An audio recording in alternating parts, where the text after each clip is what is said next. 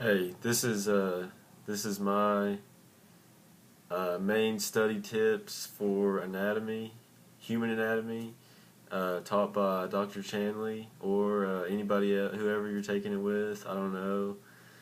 Uh, Thank you for teaching the class well and letting us make this video, Dr. Chanley.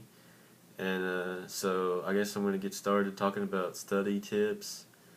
Um, the main thing with studying, especially a harder class like anatomy, is like you don't want to do it all at once. Like you don't want to cram and then get no sleep before the test or anything like that. That's really dumb. But people still do it, and I do it sometimes too. We're not perfect, you know. But the brain doesn't work very well when you do that. It needs to get rest, and whenever you sleep, it helps you remember and learn stuff better. Uh, so what I would recommend doing, first of all, with studying anatomy is studying for no more than 30 minutes, but do it every day, you know. Don't don't wait till like 2 days before the test and start studying, you know, just a little bit then or a lot then. You kind of want to spread it out and get into a consistent pattern. Maybe you'll study twice or three times a day for 30 minutes each, you know, every day. Whether it's like just after the test ended and you're getting ready for another one, the first lesson, start studying that, and you'll end up doing a whole lot better as opposed to just going to, going to study in the library all night long, getting no sleep.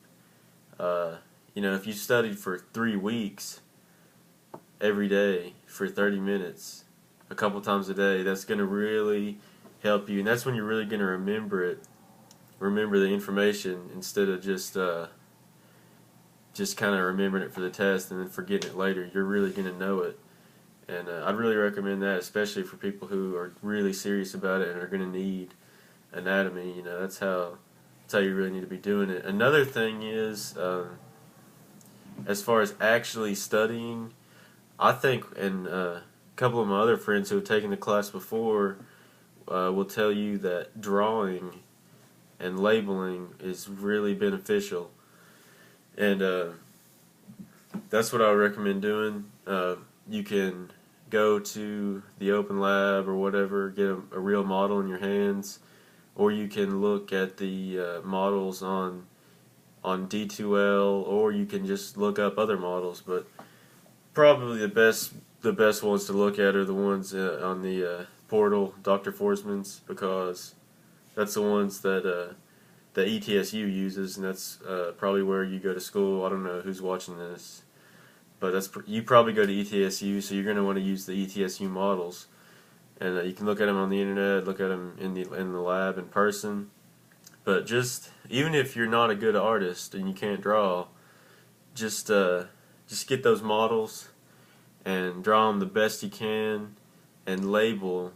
When you first start doing it, you can look at a model that's already labeled and just copy it, and do that a couple times, and before you know it, you'll start being able to draw those and remember what the different parts are without actually looking at the models themselves, and it'll really help you if you draw those, 3 or 4 times in one sitting, and label them.